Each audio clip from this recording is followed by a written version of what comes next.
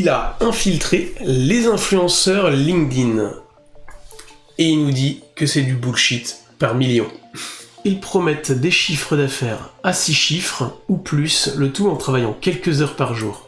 Leurs armes, des publications tantôt inspirantes, tantôt pratiques, souvent ridicules, parfois lunaires. Eux, ce sont les influenceurs LinkedIn. J'ai infiltré leur réseau et je n'ai pas été déçu du voyage. C'est bien écrit, je trouve. C'est bien écrit, ça nous met dedans. Par contre, je sens déjà l'angle, mais de toute façon, dès le titre, du bullshit par million. J'espère qu'il va peut-être essayer d'arrondir les angles sur certaines choses. Mais en tout cas, voilà. Voilà, l'angle qui a été choisi, c'est les influenceurs, c'est le mal. Les influenceurs LinkedIn, il faut les tacler, en tout cas dans l'accroche, etc. Ce que je peux comprendre dans l'accroche, hein. Très honnêtement, ça, voilà, la preuve, j'en parle aujourd'hui, j'ai cliqué, je vais lire l'article, c'est triste, mais c'est ce qui marche, hein, pour attirer le visiteur. Et j'ai trouvé l'image pas mal aussi. Alors, il s'appelle Thibault Louis, Nina Ramen ou Caroline Mignot. Ces macro-influenceurs LinkedIn, se comptant des centaines de milliers d'abonnés, se sont fait un nom sur le réseau social professionnel jusqu'à quasiment atteindre le statut de gourou. On est toujours dans le truc où il attaque frontalement, hein. Leurs fidèles boivent leurs publications comme la sainte parole. Eux aussi rêvent d'atteindre des chiffres d'affaires ou des rémunérations records en appliquant leurs conseils et leur mindset, comme ils disent. Certains y parviennent à une échelle moindre. D'autres ne relâchent pas leurs efforts malgré leur lente agonie et la difficulté à se hisser en haut de la mêlée. LinkedIn fonctionne comme n'importe quel autre réseau social, des millions d'échecs pour quelques superstars.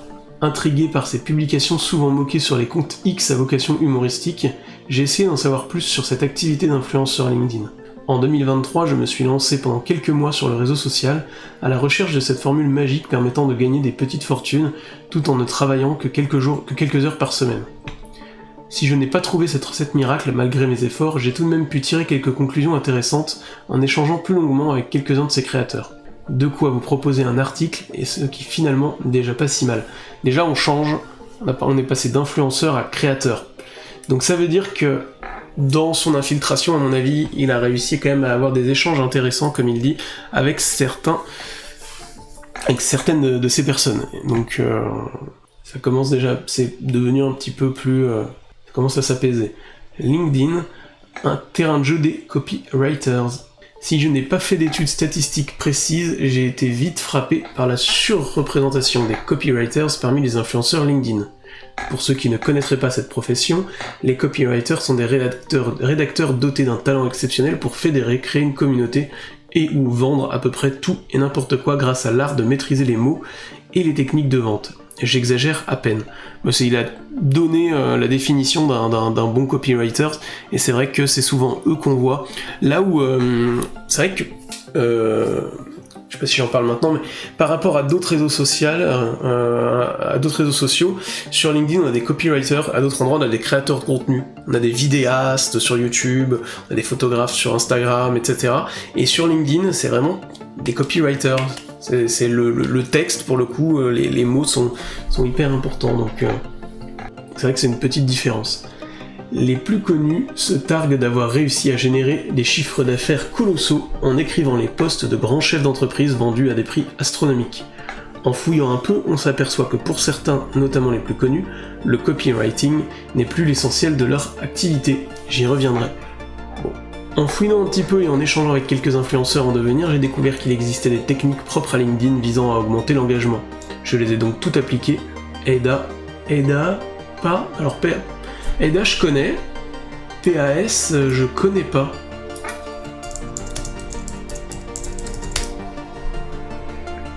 Qu'est-ce que c'est que ça ? Pas et voiture, comment écrire les contenus. La méthode pas est une méthode de copywriting redoutable, essentielle, qui a été popularisée pour les meilleurs copywriters de la planète. Structurer la méthode pas est intéressante. Mais qu'est-ce que c'est ? Vous pouvez utiliser vos articles de blog. Problème, agitation, solution. Ok. Je l'avais pas celle-ci. Bon, intéressante, je regarderai. Ça peut être sympa voilà, ça c'est des méthodes, la méthode Ada, Tofu, Mofu, Bofu, c'est effectivement des techniques de copywriter, des méthodes que moi je pratique, que j'essaie de transmettre dans mes formations, et qui sont plutôt intéressantes pour structurer son contenu. Donc Ada pas, mais aussi le célèbre sur LinkedIn Tofu, Mofu, Bofu, tiercé gagnant pour devenir riche en restant assis en caleçon sur son canapé. C'est du troll cet article, mais enfin du troll, c'est engagé, ou c'est, en tout cas c'est écrit pour le coup, voilà, ça crée un peu une émotion, mais oui, c'est vrai que les méthodes en fait c'est très basique, hein, c'est très logique aussi. Tofu, Mofu, Bofu, c'est très logique. Et j'ai aussi suivi les recommandations de régularité, les variations entre publications inspirantes et pratiques, images, vidéos et carousel. J'ai suivi les conseils en matière d'échange de bons procédés, interagir avec les comptes d'autres influenceurs, répondre aux commentaires, notifier de gros comptes, ce que j'appelle la méthode du crevard. Alors, ce qui me fait rire, c'est que... Ce qui me fait un peu rire sur le fait qu'il appelle ici la méthode du crevard, d'aller répondre aux commentaires, notifier des gros comptes, etc.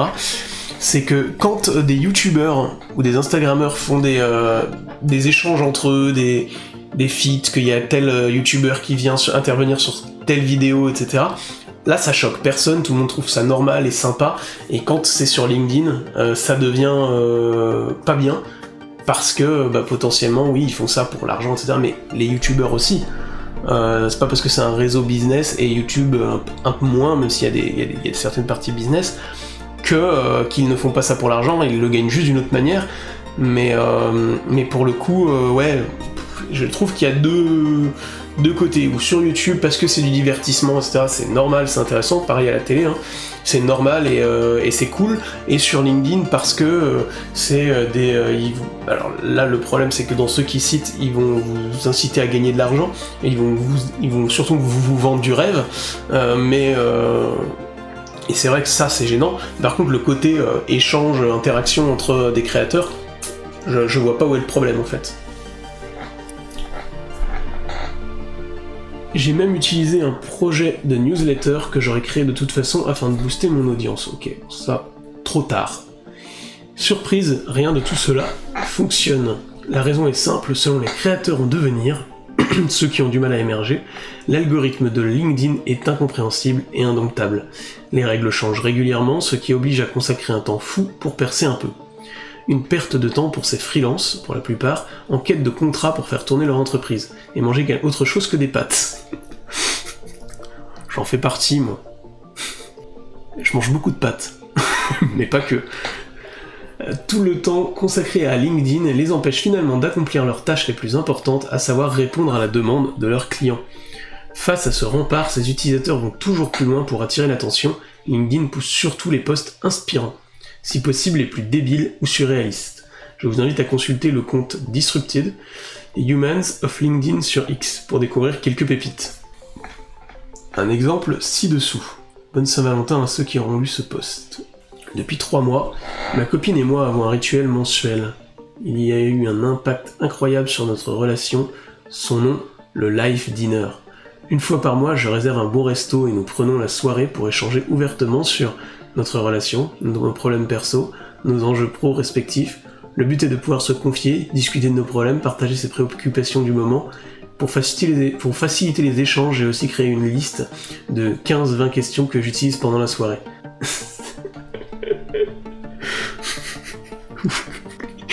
Oui, non. Oui, ok, ouais. Ouais. Chacun fait ce qu'il veut dans sa vie sentimentale, mais c'est vrai que ça fait très carré robotisé pour sa vie perso. Bon.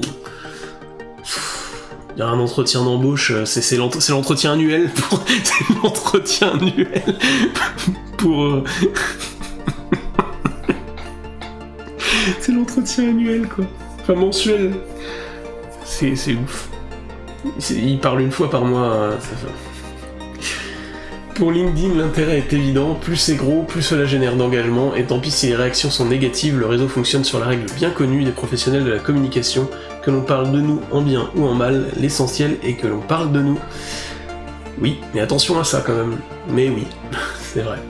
Certains y arrivent, direz-vous, vous aurez raison. Mais les vraies stars, les comptes à plusieurs centaines de milliers d'abonnés, ont tout un point commun.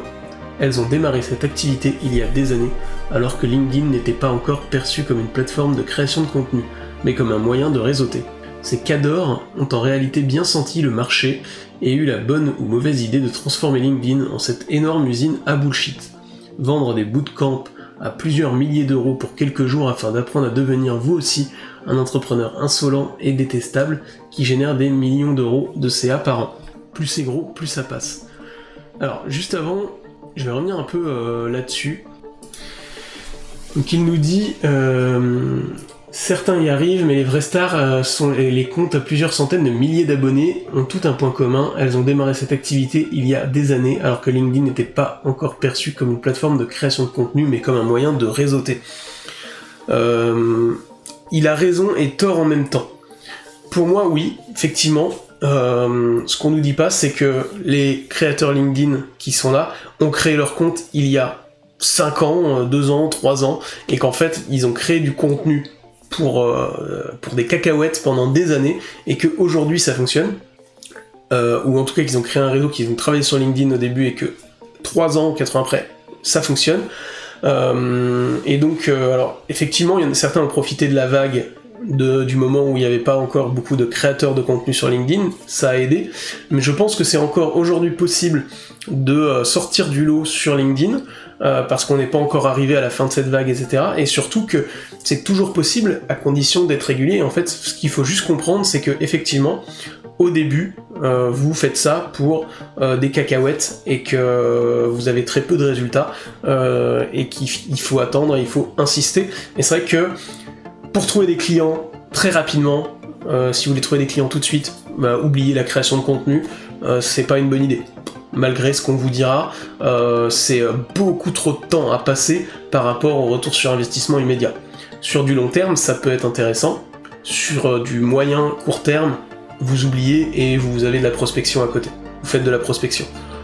Très clairement, faites de la prospection, vous allez rencontrer des gens et vous aurez beaucoup plus de résultats et en plus ce sera beaucoup plus fun que simplement créer du contenu sur internet. Voilà. C'est donc ainsi que certains gourous de LinkedIn se sont fait une place au soleil. L'un des plus connus a pour particularité d'être le spécialiste des publications provocatrices, et de répondre de manière hautaine voire insultante à quiconque le mettrait face à ses contradictions dans les commentaires. La recette fonctionne, entre ceux qui soutiennent ses thèses et ceux qui s'y opposent, ses publications battent des records d'audience.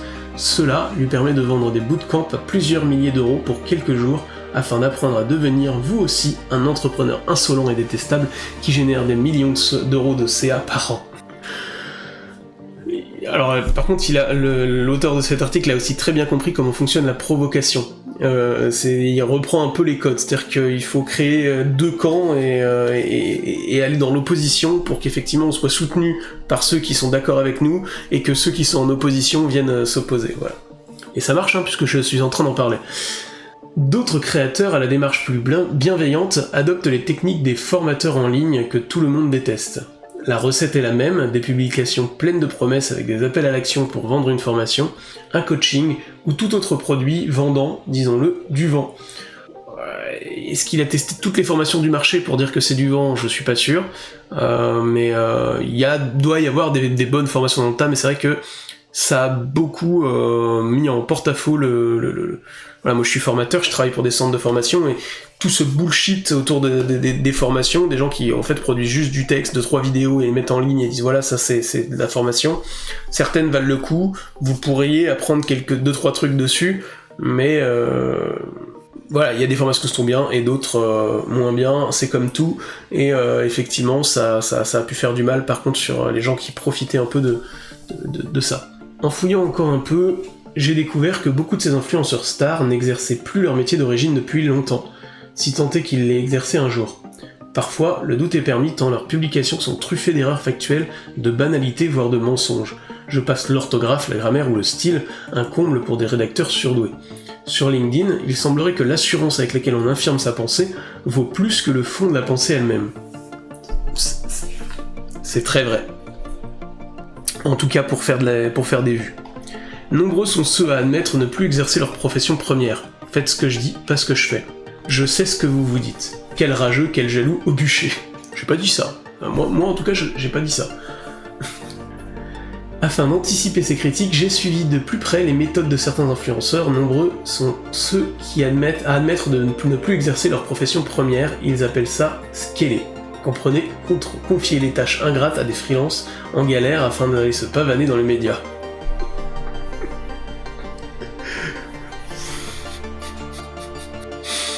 Ou embaucher et donner du travail à des gens. Ou payer, voilà, faire travailler d'autres gens, sous-traiter quoi.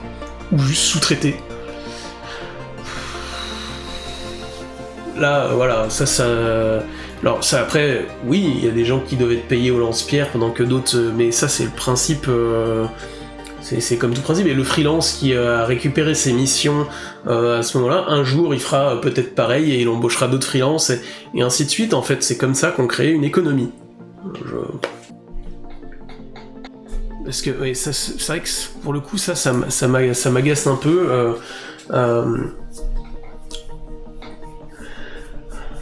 Nombreux sont ceux à admettre ne plus exercer leur profession première, ils appellent ça scaler, comprenez, confier les tâches ingrates à des freelances en galère afin d'aller se pavaner dans les médias. Ici, on sous-entend que on va arnaquer les gens en les payant une misère pour faire des tâches à notre place. Mais en fait, c'est comme ça que fonctionne l'économie, ça marche comme ça dans les entreprises, vous avez des salariés qui vont travailler pour des gens qui gèrent et qui ont de l'expérience dans le domaine, et ça fait travailler des gens qui ont moins d'expérience, ça leur permet d'apprendre pour peut-être un jour remplacer les personnes qui leur donnent aujourd'hui la voie à suivre, etc. Alors oui, il y a des gens qui ne savent pas faire, qui sous-traitent, mais ils ont d'autres compétences. Et des fois, il y a des gens qui savent faire ou qui ont su faire et qui ont sous-traité ensuite pour effectivement peut-être grossir parce qu'ils ont d'autres objectifs et ils veulent évoluer vers une autre façon de vivre ou je vois pas ce qu'il y a de mal là-dedans et c'est un cercle qui est normal et ouais... Oui, ça peut être amené à scaler, c'est grandir en fait, hein, à évoluer et à soit gagner plus d'argent, soit gagner du temps en fait, dans sa vie de tous les jours, et ça s'appelle juste prendre des sous-traitants et faire travailler des gens. Ainsi, ils passent l'essentiel de leur temps à animer des podcasts ou des chaînes YouTube, à faire la tournée des médias, écrire des newsletters ou organiser des bootcamps vendus une petite fortune à des freelances ou salariés en recherche d'évolution. Et le copywriting dans tout cela, disparu, envolé. Une star parmi les stars l'a écrit à plusieurs reprises.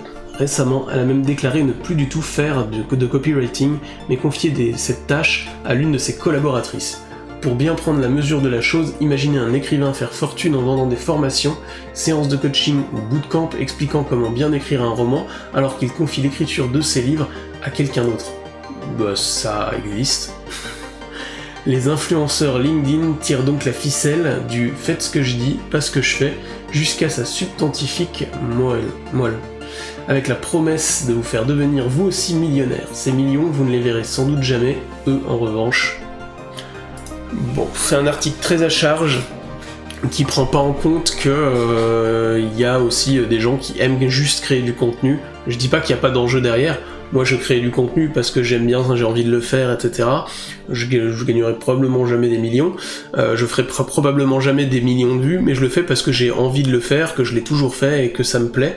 Mais je n'écarte pas le fait, et d'ailleurs, je pense que c'est ce que je ferais si un jour j'ai les moyens, de payer un monteur pour monter mes vidéos parce qu'il est plus compétent que moi. Ça veut pas dire que je ne sais pas le faire, que je ne sais pas ce qui pourrait, ce qu'est un bon montage dynamique, etc., et que je ne peux pas apprendre à des gens qui en ont jamais fait à le faire. Mais ça veut tout simplement dire que j'ai plus le temps parce que je gère une structure, que voilà, ou que tout simplement voilà, je dois aller chercher des clients et que c'est pas mon travail et qu'il y a des gens qui sont beaucoup plus compétents que moi pour le faire. Donc voilà. Après, Moi, je vends pas du rêve, je vends pas des millions. Je vous vends pas que vous allez devenir riche grâce à moi, grâce au site web que je crée ou grâce à ce que je vous dis dans mes lives. Et c'est vrai que ça, pour moi, c'est là où je suis plutôt d'accord avec lui, c'est que on a des vendeurs de rêves pour beaucoup. Et d'un côté, ça en motive certains. Il y a un discours un petit peu motivationnel qui se rapproche un petit peu de ce qu'on peut trouver dans le sport. Et d'ailleurs, c'est souvent lié. Ces gens vous disent qu'il faut faire du sport, etc. Ce qui est vrai. Moi, j'aime bien faire du sport et c'est plutôt bon pour la santé. Donc, dans les faits, ok. Mais c'est une banalité. Faire du sport, c'est bien. Voilà. ça s'arrête là. Mais voilà. Essayer il faut aussi mettre de l'eau dans son vin et pas aller tacler toutes les personnes qui font de la formation en ligne. Il faut aller analyser leur discours, voir ce qu'ils ont fait avant, ce qu'ils ont à apporter, leur expérience, et ça peut être ok, tout comme la création de contenu, apprendre aux gens à créer du contenu et à se mettre en avant, ça peut être ok aussi. Mais effectivement, il faut pas prendre ça comme la formule magique, on va gagner des millions, etc. Ça, c'est faux. Il n'y a pas de formule magique. La création de contenu, c'est un temps monstre, c'est un travail, et soit vous le faites parce que vous avez envie de le faire, mais sinon vous allez droit dans le mur, et si vous le faites pour trouver des clients rapidement, arrêtez. Si vous voulez trouver des clients que vous avez du mal à vivre aujourd'hui, et que arrêtez de créer du contenu et allez prospecter. Ou alors créer du contenu, limitez le temps que vous y passez, mais allez prospecter à côté, allez rencontrer des gens, c'est comme ça que vous allez trouver vos premiers clients. Pas sur les réseaux. Ou en tout cas, pas ça, peut-être trouver vos premiers contacts parce que vous allez avoir invité vos amis, vous allez annoncer que il faut en parler autour de vous, et autour de vous, c'est aussi sur les réseaux, dire voilà, je crée ma structure, je monte j'ai fait un film, j'ai fait telle chose, mais allez aussi rencontrer des gens. C'est comme ça que vous allez vendre votre travail.